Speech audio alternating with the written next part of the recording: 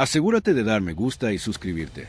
Si crees que el respeto no se trata de lo que alguien hace, sino de lo que ha vivido, especialmente para los hombres y mujeres que vistieron el uniforme con orgullo incluso cuando el mundo olvidó sus nombres, caminaba por esos pasillos como una sombra, silencioso, invisible y mayormente ignorado todas las mañanas, antes de que el primer cadete siquiera se frotara los ojos para quitarse el sueño. El anciano del uniforme gris de conserje ya había fichado sin placa de identificación, solo una insignia silenciosa de edad y dignidad, las arrugas en su rostro, la cansada curvatura de su espalda y esa gorra de béisbol desvaída con la palabra retirado bordada sobre un parche que solo unos pocos se molestaban en notar. La mayoría ni siquiera miraba. En la academia de entrenamiento militar de Westbridge se esperaba la excelencia y la arrogancia.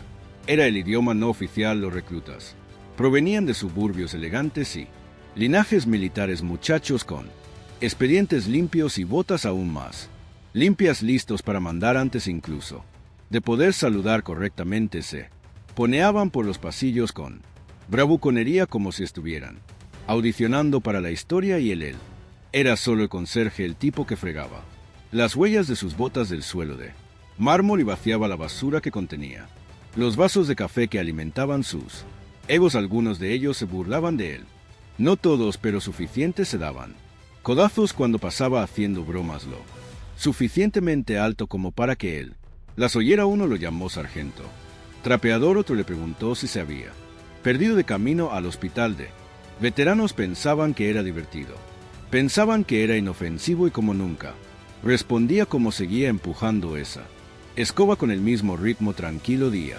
tras día. Confundieron su silencio con vergüenza, pero no era vergüenza, era otra cosa, algo que aún no entendían. Una mañana, aproximadamente una semana antes del prestigioso simposio anual de la academia, la cosa empeoró. La cafetería bullía con la charla del desayuno tardío, cuando uno de los reclutas más descarados, un cadete de segundo año llamado Landon, pura fanfarronería y encanto sureño, derribó deliberadamente su bandeja cuando el anciano pasaba. Huevos, tostadas y jugo de naranja cayeron al suelo como una misión fallida. UPS Swing, sonrió Landon lo suficientemente alto como para que toda la sala lo oyera. Parece que tenemos un desastre, soldado. La forma en que dijo soldado hizo que todos se rieran. Disimuladamente el anciano no reaccionó. Miró el desastre, asintió lentamente y comenzó a limpiar. Ni una palabra, ni una mirada. La sala se volvió más ruidosa. Después de eso, la confianza inflada por la crueldad, otros cadetes se sumaron al montón. Servilletas arrugadas, café derramado. Uno incluso dejó caer una cáscara de plátano como si fuera una especie de sketch de dibujos animados, y a pesar de todo el anciano se movía con cuidado, deliberadamente, como si el caos no lo perturbara, como si hubiera visto cosas mucho peores porque las había visto, pero ellos no lo sabían. Para ellos él era solo ruido de fondo, un hombre con una escoba en un edificio lleno de estrellas y galones, olvidado por la institución a la que alguna vez pudo haber servido. Y tal vez eso es lo que más duele, la facilidad con la que la gente olvida, la rapidez con la que siguen adelante cuando las cámaras dejan de grabar, cuando terminan los desfiles y las medallas se guardan en los cajones. ¿Cómo un hombre puede dedicar toda su vida a un país solo para ser descartado como una ocurrencia tardía por sus futuros defensores? Nadie le preguntó nunca su nombre, nadie se preguntó por qué cojeaba ligeramente o por qué a veces se quedaba mirando demasiado tiempo la pared donde la academia guardaba su muro de honor, retratos de grandes líderes, hombres y mujeres valientes que habían cambiado la historia con coraje y sacrificio. De vez en cuando sus ojos se posaban en una foto en particular. En ese pasillo, una imagen en blanco y negro de un joven oficial saludando en medio de una tormenta de arena, el polvo arremolinándose a su alrededor como la huella digital de la guerra. Se detenía allí el tiempo suficiente para que su respiración se calmara y luego seguía adelante. Esa semana la falta de respeto pareció intensificarse, como si todo el lugar estuviera construyendo algo. Tal vez era el simposio, tal vez eran los nervios, o tal vez era simplemente lo fácil que es para la gente unirse contra los silenciosos cuando nadie está. Mirando una noche alguien incluso dejó una solicitud falsa en su carrito de conserje. Era una impresión de un sitio web de broma. Solicitud para comandante. Custodio senior debajo de habilidades. Alguien había garabateado Mapfu juego de palabras con Kung Fu y trapeador y despliegue avanzado de basura de nuevo. Ninguna reacción. La dobló una vez, la guardó en su bolsillo y continuó con su trabajo, pero lo que no vieron, lo que nunca imaginaron fue que el anciano nunca necesitó su aprobación porque hace mucho tiempo en lugares que ninguno de ellos había visto jamás se había ganado algo mucho más sagrado que sus aplausos superficiales, algo que no podían reconocer porque no habían vivido lo suficiente para entenderlo, el tipo de respeto que no proviene de medallas o discursos, sino del silencio del sacrificio y de sobrevivir cuando otros no lo hicieron y mientras ellos dormían. Él trabajaba mientras ellos reían. Él recordaba los nombres de cada soldado que nunca regresó a casa. Recordaba cómo se siente la arena en los dientes cuando estás bajo fuego y cómo el silencio resuena más fuerte que los disparos cuando termina la misión. Recordaba órdenes, mapas de batalla y las vidas que una vez dirigió, no solo bajo órdenes sino con honor. La academia, aunque decorada con tradición, había olvidado sus cimientos en su afán por la excelencia. Habían dejado atrás la humildad y nadie, ni siquiera los instructores, pensó en recordárselo hasta el día en que entró el general. Pero esa es otra parte de la historia. Por ahora todo lo que necesitas saber es esto. Lo llamaban conserje, se reían, se burlaban y nunca pensaron dos veces en lo que alguna vez fue, pero estaban a punto de aprender que el rango real no se usa, se gana, y a veces el hombre más callado de la habitación es el que ha vivido la vida más ruidosa. Era la mañana del simposio, un evento que había estado marcado en rojo en el calendario de todos los cadetes durante semanas. Trajes planchados, botas lustradas, medallas pulidas hasta brillar como un espejo. El gran salón de actos de la academia, generalmente reservado para ceremonias formales y dignatarios visitantes, bullía de tensión. No era un evento cualquiera este año, les dijeron. Un condecorado general de 4 estrellas, el propio general Marcus Dainin, pronunciaría el discurso de apertura. Un hombre conocido por liderar misiones de élite en 4 continentes y por ser mentor de algunos de los oficiales más exitosos de la última década. Decir que la gente estaba nerviosa sería quedarse corto. Los cadetes llenaban las filas con postura rígida y ojos muy abiertos, arreglándose los uniformes por quinta o sexta vez. Oficiales flanqueaban los lados de la sala, cada uno con una tabla con sujeta papeles o una radio, asegurándose de que todo estuviera perfecto. Todo tenía que estar perfecto fuera de esa pulcra sala.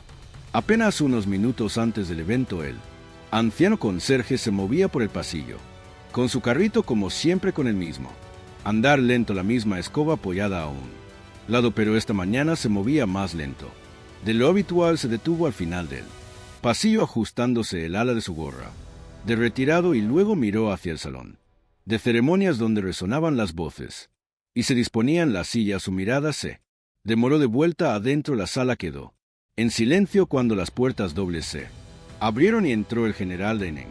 Dainin no era un hombre que se pudiera ignorar, alto, corpulento y sereno como una tormenta que sabías que era mejor no provocar. Se comportaba con la gravedad de alguien que había presenciado la historia de primera mano y había ayudado a escribirla. Todos se pusieron de pie. Los saludos resonaron al unísono. Las cámaras hicieron clic. El general asintió una vez, su rostro inescrutable, pero en lugar de dirigirse al podio como se esperaba, Dainin hizo algo extraño. Siguió caminando, pasando junto a los altos mandos, junto al comandante, junto a la fila de cadetes que miraban al frente y directamente hacia el hombre que estaba de pie en el pasillo. Todos los ojos lo siguieron, todas las conversaciones se acallaron en un silencio atónito, y entonces sucedió. El general Dainin se paró frente al conserje, lo miró directamente a los ojos y saludó un saludo formal y completo. Nadie se movió, nadie se atrevió a moverse, y entonces el general habló, no en voz alta, no de forma dramática, solo lo suficiente para que los más cercanos lo oyeran, lo que fue suficiente para que la noticia se extendiera como la pólvora. En esa habitación hermética, señor, es un honor conocerlo finalmente en persona. Jadeos recorrieron la última fila. Algunas cabezas se giraron bruscamente. La boca de un cadete se abrió. Señor Lo. Llamó señor. El conserje parpadeó. Lentamente, y por primera vez que alguien lo había visto, devolvió el saludo, no con ningún alarde dramático, sino con la precisión silenciosa de un hombre que lo había hecho miles de veces antes en lugares donde hacerlo mal podría costar vidas. El general Lenin se volvió hacia la sala, se aclaró la garganta y dijo: antes de comenzar mi discurso, quiero reconocer a alguien en este edificio que ha moldeado más vidas de las que yo jamás podría. Alguien que dirigió hombres a la batalla mucho antes de que muchos de ustedes siquiera nacieran. Un hombre cuyo liderazgo, estrategia y sacrificio salvaron mi vida y las vidas de otros 212 soldados durante la operación Goliat. Murmullos estallaron en las filas traseras. Operación Goliat se suponía que era de alto secreto apenas desclasificada. Lenin continuó: su nombre no está grabado en piedra. Aquí no hay alas ni salones con su nombre, pero debería haberlos. Lo conocen como el conserje. Yo lo conocí como el comandante Elías Rourke. Fue como si el aire hubiera sido succionado de la habitación. Algunos cadetes parecían confundidos, otros parecían horrorizados. Landon, el mismo cadete que había dejado caer esa bandeja días antes, estaba congelado en su sitio, con el rostro pálido. Rourke, el apellido del conserje era Rourke. Ese nombre había resonado por los pasillos de informes clasificados y el folclore militar durante años. Un oficial tan profundamente involucrado en operaciones encubiertas y misiones secretas que la mayor parte de su carrera había sido borrada de los libros. Algunos pensaban que era un mito, otros sabían la verdad. El general Lenin miró de nuevo a Elías y le habló directamente: señor, he esperado años este momento. Usted nos salvó, sacrificó más de lo que nadie le pidió jamás, y ahora estos cadetes, el futuro de nuestro ejército, merecen saber quién es usted realmente. Elías no sonrió, no infló el pecho ni se aclaró la garganta, simplemente asintió como si hubiera estado esperando este momento, no porque lo quisiera, sino porque finalmente la verdad siempre sale a la luz. Los cadetes no sabían qué hacerla. Mitad de ellos seguían de pie, algunos se sentaron, unos pocos se miraban entre sí, reconstruyendo las veces que se habían burlado de él, lo habían ignorado, lo habían tratado como un mueble. El golpe fue como un puñetazo en el estómago y entonces, tan silenciosamente como había entrado, Elías dio un paso adelante. No necesitaba un micrófono, no necesitaba un foco, pero el general insistió: ¿Podría compartir algo con ellos, señor? Drenia preguntó. Danin. Elías dudó, luego miró a través de la sala a los cadetes que lo habían juzgado, a los instructores que no los habían detenido y a las paredes que una vez contaron una versión de la historia sin él, y finalmente dijo: hablaré no por mí, sino por los que nunca regresaron a casa. Y así la sala, que una vez se rió a sus espaldas, se quedó en absoluto silencio, lista para escuchar. Se quedó allí en silencio por un momento, recorriendo la sala con la mirada. Se podía oír caer un alfiler. Los cadetes que una vez pusieron los ojos en blanco al verlo ahora pendían de cada una de sus palabras, y Elías Rourke, el supuesto conserje, dio un pequeño paso adelante. Comenzó a hablar: he visto a jóvenes quebrarse bajo presión, he visto caer a líderes no porque no fueran fuertes, sino porque carecían de humildad. Regresé a casa no con orgullo en el pecho, sino con fantasmas en el corazón. No regresé para ser honrado, vine aquí para estar cerca de lo que amaba. Incluso si el mundo me había olvidado, no lloró, no levantó la voz, solo dijo la verdad. Del tipo que no se aprende en libros o simulacros. Habló de la misión de la que nadie hablaba, de los soldados cuyos nombres nunca se imprimieron en programas, y del precio del liderazgo cuando las balas dejan de volar y los recuerdos permanecen. Algunos cadetes comenzaron a secarse los ojos, e incluso los instructores se movieron incómodos, dándose cuenta de que su propio silencio había permitido que la falta de respeto creciera sin control, y entonces se detuvo sin gran final, sin petición de aplauso, solo silencio. Pero lo que siguió fue algo que nadie esperaba. El cadete que había derramado esa bandeja, el más ruidoso y arrogante de todos, se puso de pie con el pecho oprimido por la vergüenza, miró a Rourke a los ojos y dijo: Señor, lo siento, no lo sabía, pero eso no es excusa. Rourke le dedicó un pequeño asentimiento nada más y luego otro. Cadete se puso de pie y otro pronto toda la sala hasta el último de ellos se puso de pie. No aplaudieron, saludaron uno por uno en completo silencio. 200 futuros oficiales se pusieron de pie en honor al hombre al que una vez habían pasado por alto. El general Denning no interrumpió, simplemente se hizo a un lado y en ese momento Elias Rourke, callado, humilde, olvidado, no solo fue respetado, fue recordado. Se dio la vuelta sin decir palabra, caminó lentamente por el pasillo y desapareció tras la esquina con su vieja escoba, como si nada hubiera pasado. El respeto no se trata de un título, no es un uniforme, ni siquiera se trata de una historia de guerra. Se trata de cómo te comportas cuando nadie está mirando y de cómo tratas a aquellos que cargan con el peso del sacrificio. Si crees que ningún veterano debería ser olvidado, jamás dale al botón de me gusta y comparte esta historia para que el mundo recuerde a los héroes silenciosos que caminan entre nosotros todos los días.